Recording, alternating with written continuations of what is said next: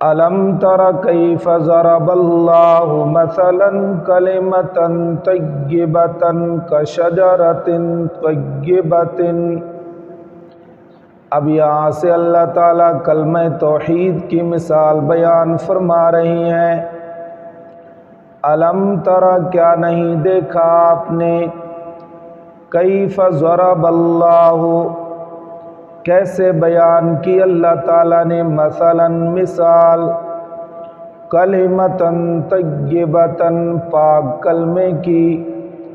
کلمہ طیبہ سے مراد کلمہ توحید لا الہ الا اللہ، کشجرۃ طیبۃ جیسا کہ ایک پاکیزہ درخت ہوتا ہے۔ پاکیزہ درخت سے مراد حدیث پاک میں کھجور کا درخت ہے۔ اصلھا کہ اس کی جڑیں ثابت مضبوط ہے، وفرعھا اور اس کی شاخیں فی السماء آسمان کی طرف پہنچی ہوئی ہیں۔ تؤتی اکلھا کل حین باذن ربھا لاتا ہے اپنا پھل ہر وقت باذن ربھا اپنے رب کے حکم کے ساتھ۔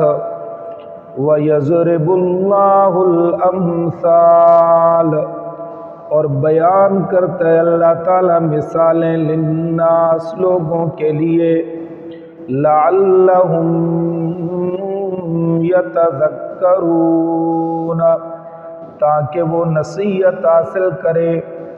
اب یہاں پر اللہ تعالیٰ نے کلمہ طیبہ لا الہ الا اللہ کو تشبیہ دی ہے شجرہ طیبہ کے ساتھ، پاکیزہ درخت کے ساتھ، کہ جس طرح کھجور کا درخت جو ہوتا ہے وہ اس کی جڑیں زمین کے اندر گڑی ہوئی ہوتی ہیں، مضبوط ہوتی ہیں، اسی طرح کلمہ طیبہ کی جڑیں ایک مومن آدمی کے دل میں راسخ ہو چکی ہوتی ہیں، مضبوط ہوتی ہیں، پھر وہ درخت جو ہے کھجور کا پھل لاتا ہے ہر وقت۔